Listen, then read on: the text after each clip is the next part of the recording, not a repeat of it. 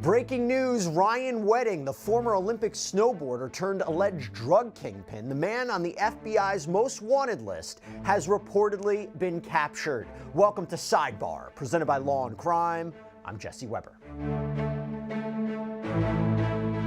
Breaking news on a story that we've been covering here on Sidebar. It is now being reported that 44-year-old former Canadian Olympic snowboarder turned alleged drug kingpin Ryan Wedding has been arrested. And this is after being added to the FBI's top 10 most wanted list of fugitives back in March of 2025. There was a $15 million reward for information leading to his capture or prosecution.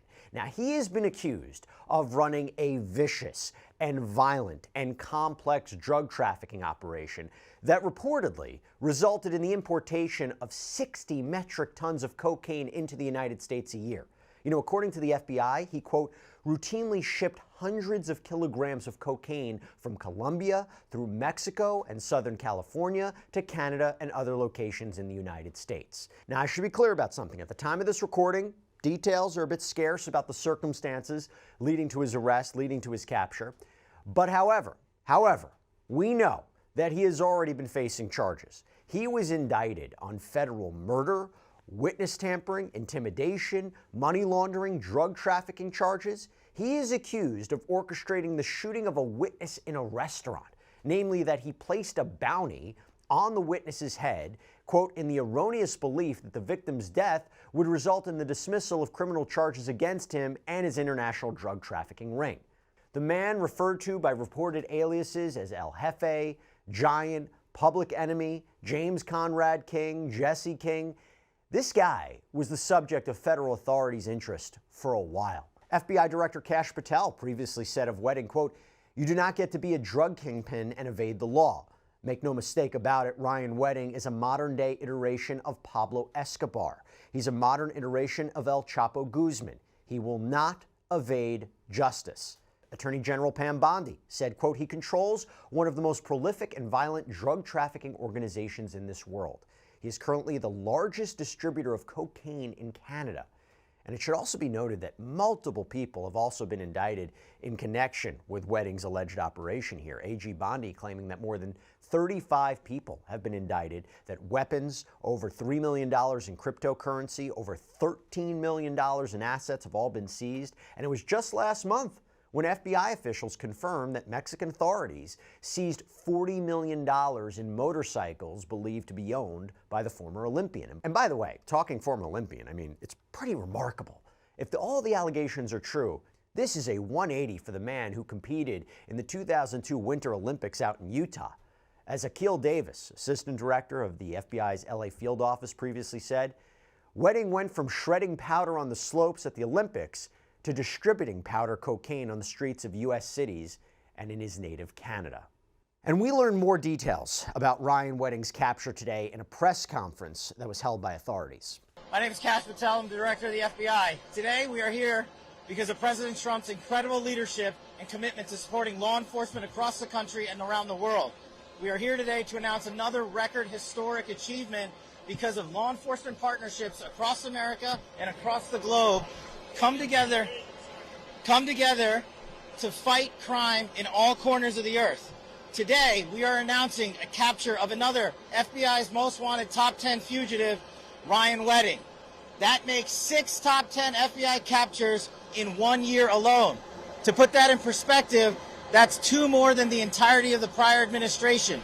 And none of this would be possible without the tremendous leadership of Attorney General Pam Bondi and the Department of Justice and our partners and prosecutors at the United States Attorney's Office here in LA and our Los Angeles field office. Here you'll see many of our brave partners, including the Commissioner of the RCMP, the Chief of Police of the LAPD, our LA field office, ADIC, along with our partners from DEA and CBP and more. This is what a united front looks like. And just to tell you how bad of a guy Ryan Wedding is, he went from an Olympic snowboarder to the largest narco trafficker in modern times. He is a modern-day El Chapo. He is a modern-day Pablo Escobar. And he thought he could evade justice. But these brave men and women put together a prosecution package, put together an investigative package, put together an operations strategy, and here we are today bringing him to justice for trafficking hundreds of kilos of cocaine and also for the murder of innocent civilians. This individual and his organization and the Sinaloa cartel poured narcotics into the streets of North America and killed too many of our youth and corrupted too many of our citizens. And that ends today. I also want to have a tremendous shout out to the government of Mexico. President Sheinbaum, Secretary Harfouche, and the military and law enforcement officers in Mexico worked hand in glove with our teams on the ground there to apprehend last night in Mexico City Ryan Wedding. I was privileged to be there on a previously planned trip, and this was a great operation that came together through interagency success because no one behind me and to the side of me cares about credit.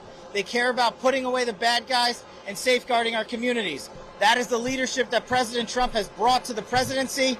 That is the support that he has brought to law enforcement from coast to coast. And I just can't say how thankful I am to be a small part of this and lead the FBI. These men and women do the hard work. But when you go after a guy like Ryan Wedding, it takes a united front. And that's what you're seeing here. You're seeing global partnerships from coast to coast. I want to give a special shout out to our ambassador in Mexico. Ambassador Ron Johnson quarterbacked this effort for us from Mexico for a year plus. As soon as he got to post at our new embassy compound there, he made this a priority and he came through. This is what leadership looks like. And this is a historic 2025 year the FBI is having. To put it in perspective, the FBI has had 67,000 arrests this year alone. That is a 200% increase. The FBI has captured 6 of the top 10 most fugitives on our board. The FBI has also seized enough fentanyl to kill 150 million Americans, a 31% increase. The FBI has arrested 35% more espionage corrupt actors from China, Russia, the DPRK, and Iran. The FBI has found and identified 6,000 children that were missing. That is up 22%. All of these historic record-breaking numbers lead to another historic record-breaking number brought to you by President Trump's leadership.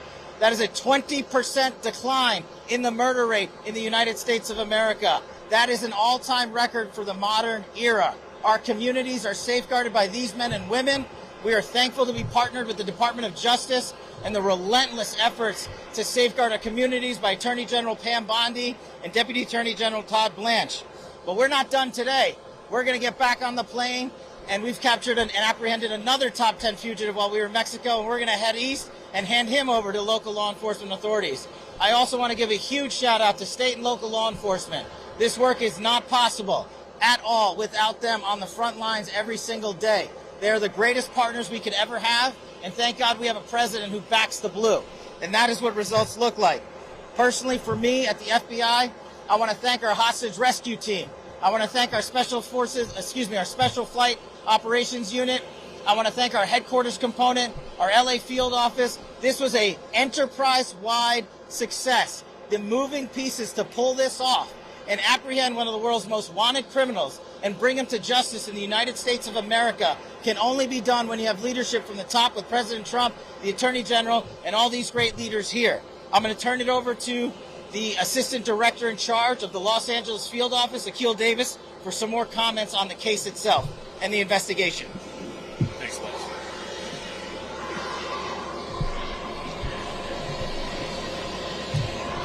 Good morning. My name is Akil Davis. I'm the Assistant Director in charge of the FBI's Los Angeles Field Office. We told you in November we would find Mr. Wedding, and today that day has arrived. The long arm of the law extends beyond our borders. This marks the 500th capture of an FBI top 10 fugitive since its inception 75 years ago. I want to congratulate the devoted team effort that led to this capture. Today is a great day for the FBI and for our partners here today, specifically our partners at the RCMP, the LAPD, and the DEA, and so many other agencies at every level. But it's also a good day for the victims of this case. Ryan Wedding tormented several people and several families that will never be the same. But today, they get the justice that they sought. Investigators worked tirelessly for well over a year to find Mr. Wedding, where he will face federal prosecution. As you know, Mr. Wedding and others are charged for their roles in a transnational organized crime network, shipping massive amounts of cocaine, approximately 60 metric tons, through Southern California on its way to Canada. Mr. Wedding is also wanted for orchestrating multiple murders of victims and government witnesses. In addition to the massive manhunt that went into apprehending Mr. Wedding, we worked with State Department to offer rewards and the Treasury's Office of Foreign Asset Control, which imposed crushing sanctions in this case. This case is also being worked under the auspices of the Homeland Security Task Force here in Los Angeles. I'd like to provide a few details to illustrate the sheer work that has gone into this case. We've arrested 36 people for their role in this organization. Again, we've worked with our Canadian partners, our Mexican partners, our partners in Colombia and the Dominican Republic. The Treasury Department has sanctioned 19 people, including Ryan Wedding himself. We've seen mountain of drugs, cash, weapons. We seized the Mercedes-Benz, estimated over $15 million. We seized dozens of motorcycles worth approximately $40 million, and other valuable artwork and jewelry. Ryan Wedding will be held in custody over the weekend and is anticipated to have his initial appearance on Monday morning. While we're happy about this victory, we have a lot of work ahead of us to prosecute this case and continue our investigation. I want to emphasize we are still seeking multiple individuals wanted for their roles in this organization. The State Department is still offering a $2 million reward for information leading to additional arrests. I ask anyone with information to contact us at 424-494-0614. That number can be called internationally, domestically via WhatsApp, Signal, or Telegram. I also would like to thank, lastly, the Ontario International Airport for making this possible, securing the security of the scene and allowing us to plan this in such a way. Thank you, and I'd now like to turn it over to Chief McDonald of the Los Angeles Police Department.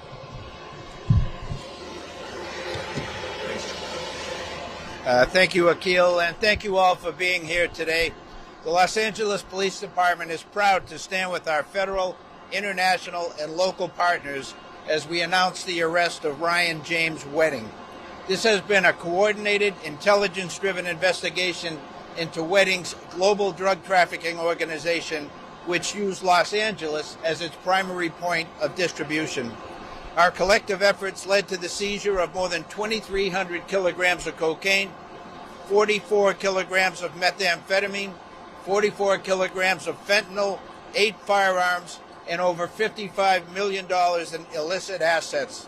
This outcome reflects the tireless and seamless collaboration of the FBI, the LAPD, the DEA, and we're joined by Brian Clark here, the Royal Canadian Mounted Police, and the U.S.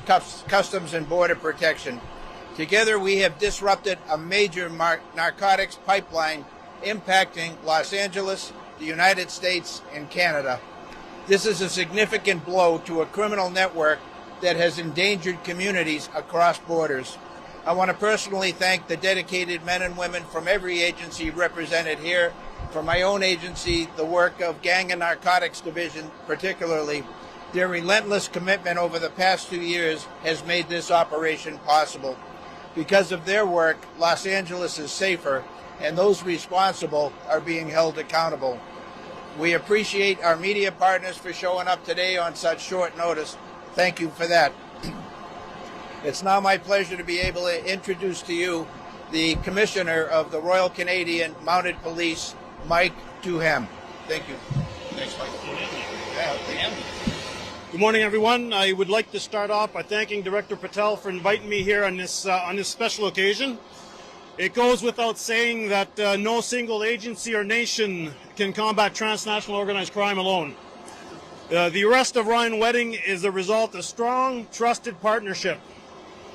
I want to thank the men and women from the FBI, the Royal Canadian Mounted Police, the U.S. Department of Justice, Los Angeles Police Force, and all the U.S. and Canadian law enforcement that took part in this. They spent countless of hours and many sacrifices to lead us to where we're at here today. And without the results, we can finally say that our communities, our countries are much safer with the arrest of Ryan Wedding. Thank you very much. Thanks, guys. Thanks. We'll take a few questions. Without getting into operational sensitivities, Ryan Wedding was apprehended last night in Mexico City. And to safeguard the integrity of the ongoing investigation, we will not go into that. But I think it goes without saying, to go down to Mexico to find a guy who's been on the lam for multiple years for some of the most egregious crimes on planet Earth takes an interagency-wide effort led out by President Trump, our DOJ, and our partners in Mexico, and very grateful for that partnership.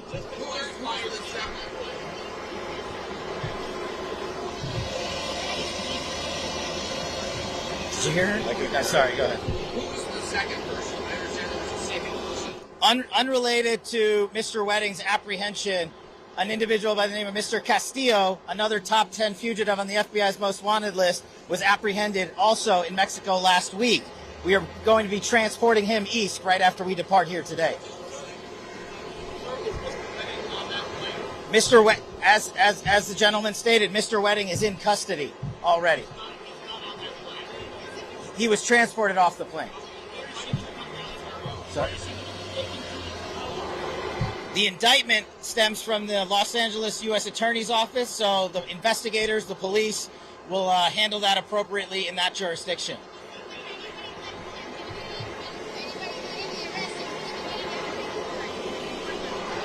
This arrest was a success of interagency law enforcement putting itself to the max every single day relentlessly.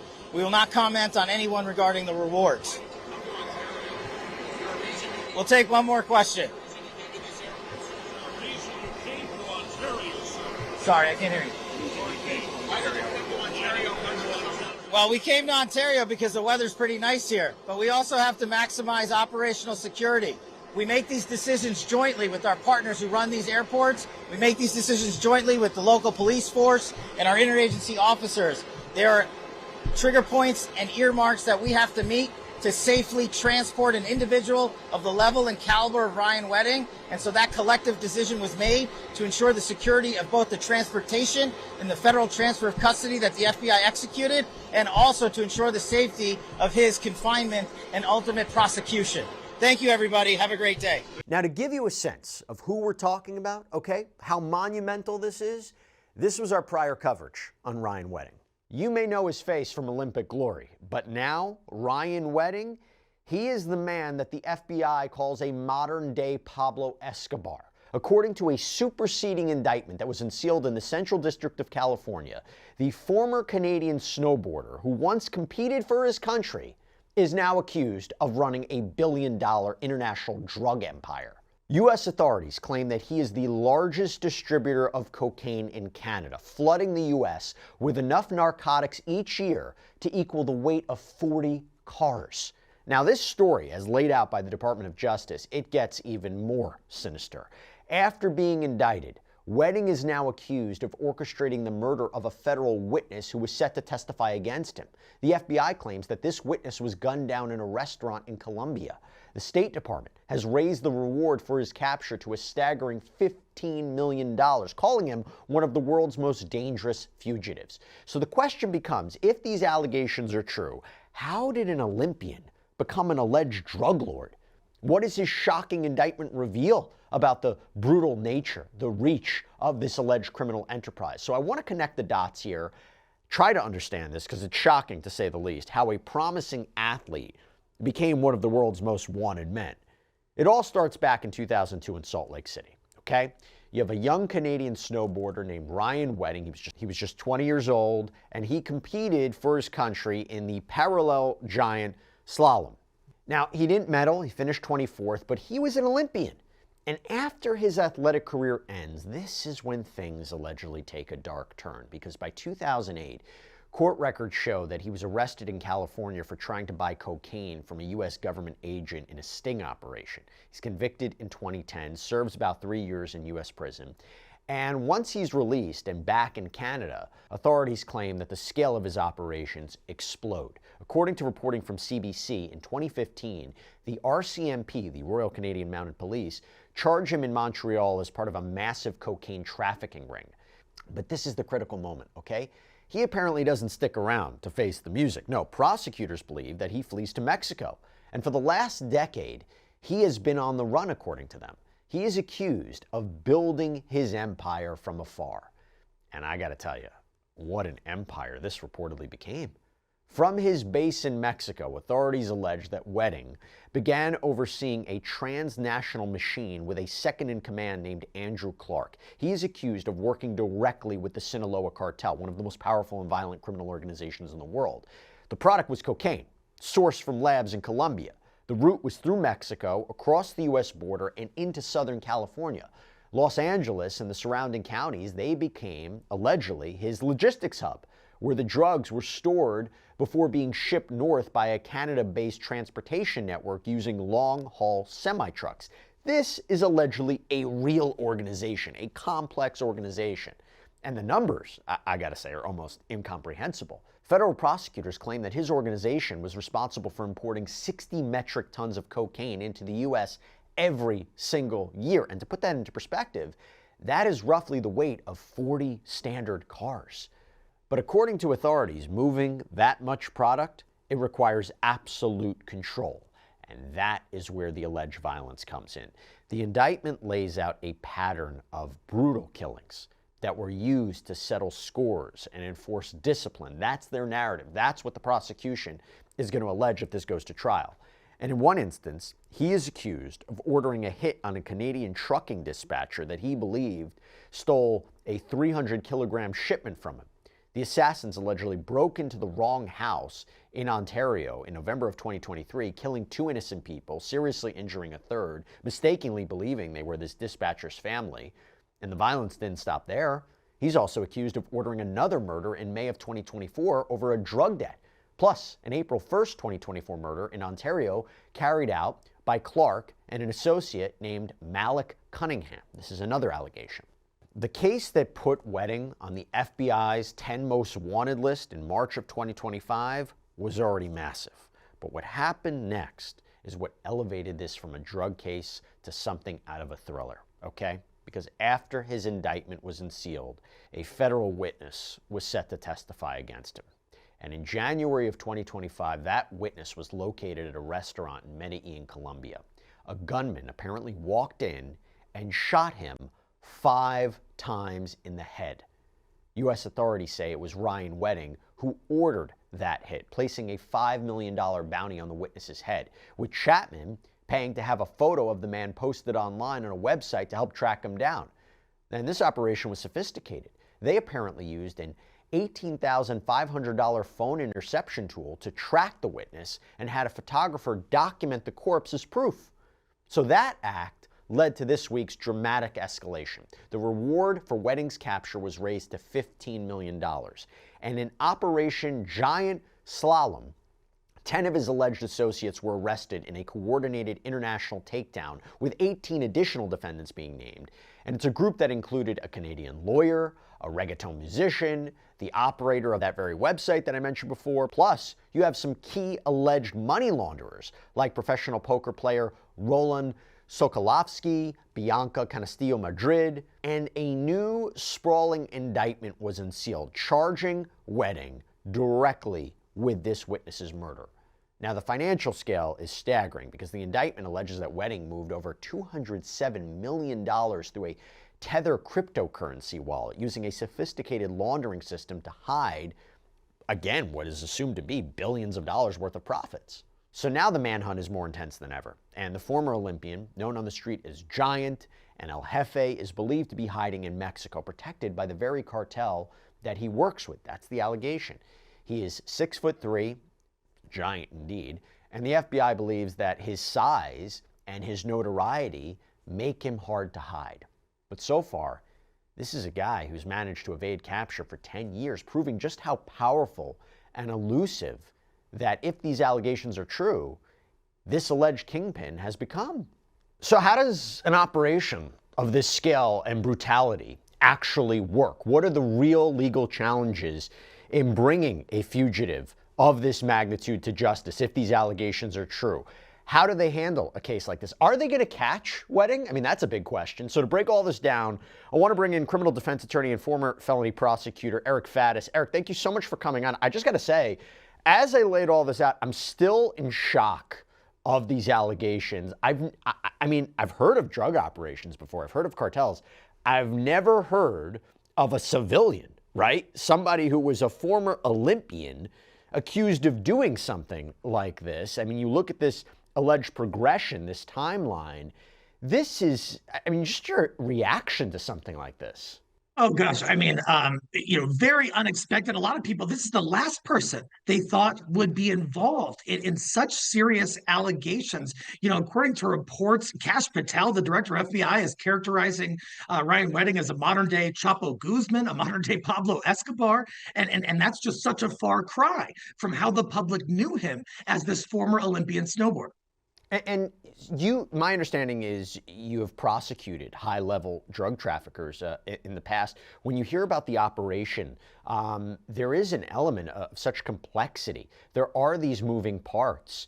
This was a real organization. Were you surprised that, if the allegations are true, that he has been able to be operating in this space for so long, and by the way, currently hasn't been captured? Well, Jesse, without a doubt, if the allegations are true, this is a complex, sophisticated, multinational drug trafficking ring at which Ryan Wedding was at the helm.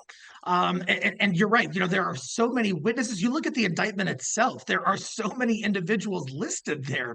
All of these witnesses supplies different alleged incidents that span multiple countries here.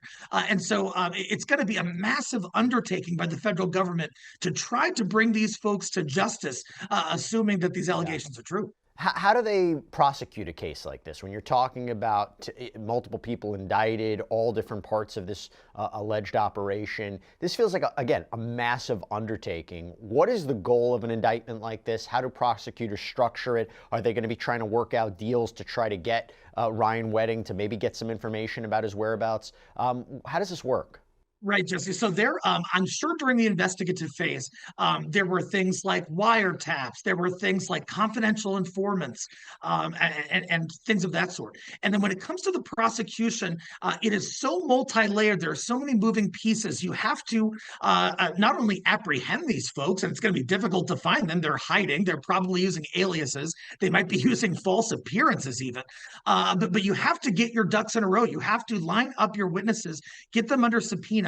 I'm sure they are going to arrest some of the lower level folks, try to turn them into cooperating witnesses for the government against Ryan Wedding. But getting all of those things together and having it happen in America is going to be difficult, considering that all of these folks are sort of spanned out across multiple nations: Canada, America, Mexico, and others. What did you make of the federal murder charge, right? Because it's not just about drug trafficking, it's about alleged violence, that he's accused of ordering assassinations, the assassination of that federal witness. Is that, I would imagine that's common to see, that level of violence if you're talking about a drug operation. Again, still shocking to take the allegations as true that a former Olympian is at the head of it. But when you talk about the payment structure, the casing of the area, the photographs, I mean, the idea of posting on this Canadian website, the dirty news, to post pictures of the witness, to track him down, using technology to track the witness down. That's brazen and a level of sophistication, but it leads into this federal murder charge, right? Oh, exactly. And, it's common for criminal organizations to want to avoid prosecution and conviction by eliminating witnesses who might bring evidence against them in those cases. That's one of the allegations here. And alarmingly, that might not be the last alleged instance of witness intimidation or even killing of a witness, as the players in this whole scheme become more public, and as the cartels learn of who is sort of informing against them. We could see even more violence. On top of that, like you mentioned, there are financial crimes that are alleged, even involving cryptocurrency. There's going to be a document trail.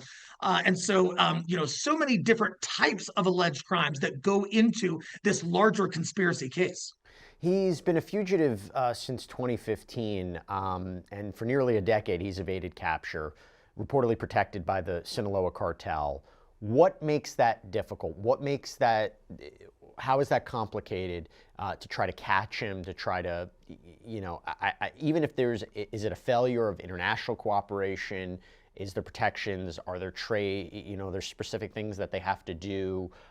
Because I think that makes it very, very difficult, even with the federal government raising the reward to $15 million for information leading to his capture. This is still going to be a massive undertaking, right? Yes, and I mean, to a lot of these folks who might have knowledge, 15 million is a ton of money, but that's not necessarily worth their life. I think they have a very real fear that if they, let's say they see Ryan down in Mexico somewhere, they're going to be disinclined to go to the government, to go to authorities, certainly go to the American government and say, oh yeah, hey, he's right here, because in a week from that time, they could have put themselves in grave peril. And so just locating him is going to be difficult. And then if he's out of the country, there's an extradition process. If he makes it to a country like Vietnam, they don't extradite to America. And so my apprehension is that he is probably making travel plans as we speak, if he has not effectuated those already. And I'm going to go more into the indictment and get your perspective on different aspects of it. But let's say he is captured, and let's say he does go to trial on a plethora of different charges here. What is a realistic legal outcome for him? Because I am curious, what is a possible defense that he could mount in other federal drug trafficking cases where drug kingpins or alleged drug kingpins were brought to trial? What are some of the defenses that you see, and what is a realistic legal outcome based on this? If these allegations are proven at trial, he's looking at decades and decades in prison, probably his entire life. But that's not going to be as easy as some folks might think. Within these larger criminal organizations, there are so many layers, there are so many levels of authority. And so, they're saying that Ryan Wedding ordered a hit on somebody.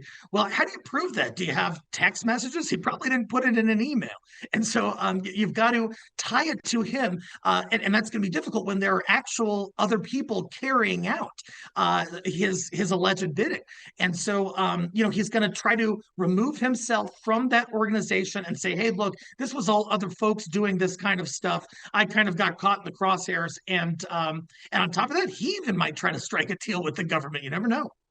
And let me ask you this. You mean him being a witness against other members of a cartel?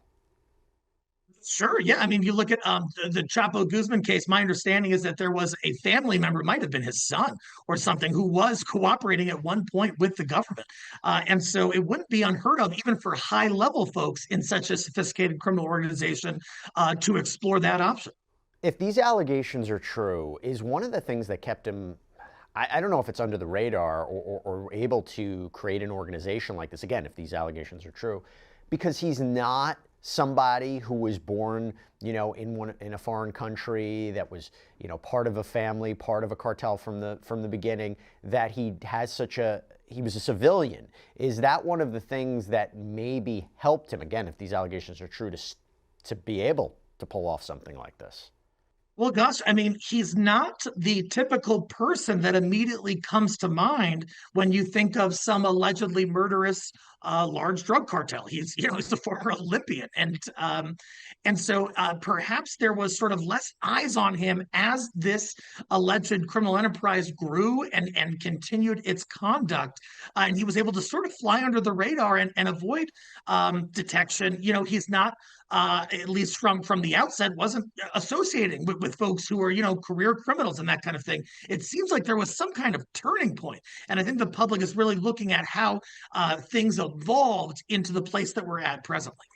Yeah, the sheer scale of these allegations, it demanded a response from the very top of American law enforcement. And that is why we saw this response on November 19th at a press conference from the U.S. Department of Justice. You had Attorney General Pam Bondi, who laid out the charges, painted a picture of a criminal operation that she called, quote, one of the most prolific and violent in the world. Take a look. Today, the Justice Department is proud to announce new developments in our ongoing investigation into Ryan James Wedding. Wedding is the former Olympian from Canada who is now the leader of a transnational criminal enterprise. He's currently on the FBI's, and has been, top 10 most wanted list. He controls one of the most prolific and violent drug trafficking organizations in this world. He is currently the largest distributor of cocaine in Canada. Wedding collaborates closely with the Sinaloa cartel, a foreign terrorist organization, to flood not only American but also Canadian communities with cocaine coming from Colombia. His organization is responsible for importing approximately 60 metric tons of cocaine a year into Los Angeles via semi-trucks from Mexico. To put that in perspective, 60 metric tons is approximately the weight of 40 standard cars. Imagine that. That's how much cocaine, the weight of 40 cars, he is bringing into our country a year. In the course of the investigation, more than 35 individuals have been indicted. Over 2,000 kilos and numerous weapons have been seized. Approximately $3.2 million in cryptocurrency has been recovered, and over $13 million in physical assets has been confiscated. Wedding is also accused of murdering a federal witness after he was indicted in 2024. He used a Canadian website called The Dirty News to post photographs of the witness and his wife in order to locate him, which ultimately succeeded. The witness was gunned down in a restaurant in Medellin before he could testify against Wedding. And then you had FBI Director Kash Patel, who stepped to the podium, and he made a stunning comparison, okay? We talked about this before, putting Ryan Wedding in a category with the most notorious drug lords in history. Make no mistake about it. Ryan Wedding is a modern-day iteration of Pablo Escobar. He's a modern-day iteration of El Chapo Guzman. This Justice Department and this FBI will work with our Canadian counterparts and the government officials across the world to bring him to justice. He is responsible for engineering a narco-trafficking and narco-terrorism program that we have not seen in a long time. He will not evade justice. We are here today because this Department of Justice, behind Attorney General's brilliant leadership and the Deputy Attorney General, have made it clear to the American people with the indictments they have brought that law enforcement and agencies like this FBI will lead the effort to go out there and make sure these animals are brought to justice. And that's exactly what we will do. And finally, the official from the U.S. Attorney's Office in Los Angeles, where the case is going to be prosecuted, sent a direct message to Wedding and his entire organization. Your days are numbered. Our agents and prosecutors will relentlessly pursue you and anyone who assists you and bring you to justice, not just anywhere. We're going to bring you to justice in the United States of America. And I want to just add a couple things here. Mr. Wedding is the most prolific cocaine trafficker in Canada, but he used Southern California, my district, as a hub for his logistics to move the cocaine. The reason he selected California is because of California's weak laws on crime. They knew if they were popped with cocaine in California, they probably wouldn't get much of a sentence. But they made one big miscalculation. They didn't think about us, the U.S. Department of Justice, Attorney General Bondi, and what this administration would do to individuals like him who use the United States to traffic their drugs.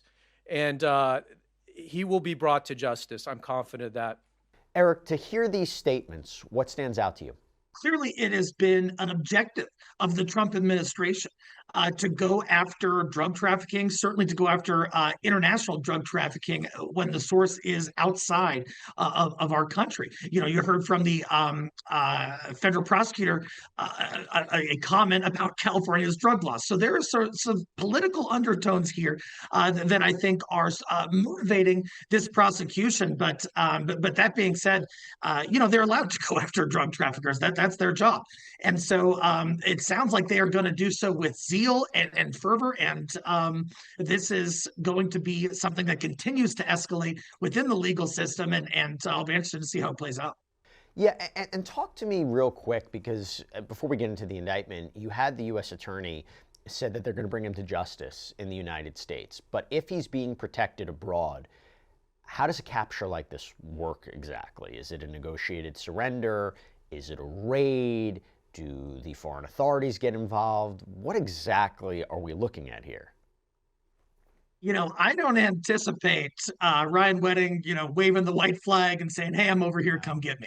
I think what the federal government's going to have to do is they're going to have to work hand in hand with their international counterparts in law enforcement to try and identify where he is and then effectuate an apprehension. Even if they locate him, like you said, he is likely going to be protected by the communities out there. And in America, we think of the FBI going in and doing a raid in some trap house or whatever. But in other countries, in Mexico, it's not that smooth. It's not that easy, and it could be exponentially dangerous to try and apprehend him and bring him to this country for prosecution. And real quick, before I get into the indictment, what is the value of indicting him before arresting him? I think a number of things. One is that obviously there are pending charges. It has gone public, and we're doing this show about it, so it's increasing public awareness, and people are going to start to see these things and then perhaps notice him. So I think it's going to help potentially in the apprehension. It also allows them to apprehend other alleged co-conspirators and begin working on their cases, begin trying to flip them as witnesses while they're still trying to find Wedding.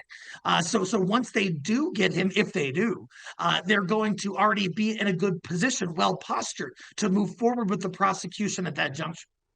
I want to move into the actual indictment with you. So this is a massive document, but there are a few details that really illustrate the alleged scope and brutality of this enterprise. The indictment, again, details that one alleged murder order from November of 2023. It states that Wedding and his second in command, quote, issued an order to kill a TP driver, co-conspirator, CC1, whom they believe stole 300 kilograms of cocaine from them.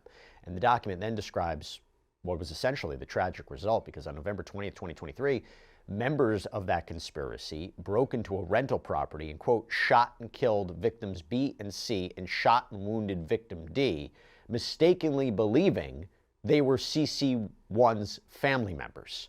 Eric, I mean, that's interesting, right? Because how does charging Wedding for a murder where he allegedly targeted the wrong people, how does that impact the case per se when you're trying to prove something like this? Sure. So there's a concept in the law called, Jesse, called transferred intent, which essentially means if you intended to kill person A and you were under a mistaken belief and you killed person B, that doesn't, of course, somehow absolve you from murder. And so the fact that the shooters allegedly got it wrong doesn't somehow insulate any of the co-conspirators, including Wedding. But that being said, they're going to have to prove that these orders came from Wedding and that this wasn't just some other sort of, intra-cartel dispute or inter-cartel dispute that resulted in bloodshed, which we see all of the time. Tying it to Wedding is going to be difficult. And, do they have texts? Do they have emails? Probably not. And now I want to talk about the witness murder, which is the centerpiece of this indictment, this new indictment. So the document is incredibly specific. It alleges that after his 2024 indictment, Wedding's own lawyer allegedly advised him, and I'm quoting here, if victim A was killed, the charges against them and related extradition proceedings would necessarily be dismissed. Okay, now, Eric, to get that advice from anybody, but allegedly from the lawyer? I mean, my gosh, what do you make of that? There are ethical rules that prohibit attorneys in America from advising a client to engage in criminal wrongdoing. Now, it sounds like the attorneys sort of tried to choose their words carefully and said, hypothetically, if this person was killed. But I think we can all sort of read through the lines there. And in fact, that lawyer, styled in some reports as the cocaine lawyer, is referenced in the indictment. As an attorney, you cannot be materially involved in some kind of way, even if that's just giving legal advice to criminals on how to commit crimes. Can't do it. Yeah, and then the indictment describes the chilling, methodical hunt for this witness. It claims that Wedding placed a bounty and enlisted help, including from this Canadian website, and it alleges that a co-conspirator paid the site's operator, quote, approximately 10,000 Canadian dollars, not to post about defendant Wedding and Clark and instead to post about victim A so that enterprise members and associates could locate and kill victim A. That's very, very specific here. Your thoughts on that element of this case? Yeah, well, like you said, it's sort of an audacious move to do something so public that can be just accessed on the internet that might be in reference to killing a person. It's sort of putting a public bounty. We think about it in the Old West where it's you see something on a signpost and it's a piece of paper saying, wanted dead or alive for somebody. This is essentially that in the criminal context in the 2025. And so, certainly it might show intent. It might show a conscious objective on behalf of the person initiating all this. And certainly the person who paid for it was paying for it for a reason. And now we have this outcome. And finally, the indictment describes this assassination in very stark clinical detail, because on January 31st, 2025, in Medellin, it states, quote, LNU2 entered the restaurant, approached the table where victim A was eating, and shot victim A approximately 5 times in the head, killing victim A. It then alleges that immediately after the murder, Wedding himself sent a photograph of the victim's corpse to his associate. Now, Eric, again, if we're talking about a potential defense here and trying every which way to make sure that he is not connected to that, this is where it becomes very specific, and this is where you can see federal authorities maybe are working with local law enforcement to get some of those details, but this could be a challenge for him, right? This could be a challenge for him to separate himself from something like this. Oh my gosh, why have like a picture of a dead body on your phone and sending that to people, especially when the allegation is that you were directly tied to that and ordered that? It is, and it's kind of a bit of an amateurish misstep, which seems curious considering how sophisticated the organization appeared to be otherwise. And so it's sort of, in our modern era, these digital devices can be a trove of evidence and can be deeply incriminating. And certainly that allegation, if true, is. Talk to me realistically before we wrap things up. What would a trial really look like? Is everybody tried together? Is it multiple trials? I mean, what exactly would we be looking at? Yeah, I think the federal government and the courts have some options here. It wouldn't be unusual to sever some of the cases, to sever some of the trials. We're not going to have a trial where there's dozens of defendants and it's going to take, a year or 2 years. Typically, that's not how it works. What'll usually happen is a lot of those defendants will either plead guilty or not be found or, God forbid, die or something like that. And so things will sort of get whittled down, typically to leadership of the organization. And then that is when the case takes center stage and goes to trial. Can still involve multiple defendants, but it's not going to be everybody who's referenced within that indictment. So it's sort of going to crescendo to a head as these legal proceedings progress through the courts. Eric Faddis, my gosh, thank you so much for coming on. Really, really appreciate it. What a case. Great to be with you. And that's all we have for you right now here on Sidebar. Everybody, thank you so much for joining us. And as always, please subscribe on YouTube, Apple Podcasts, Spotify, wherever you should get your podcasts. You can follow me on X or Instagram. I'm Jesse Weber. I'll speak to you next time.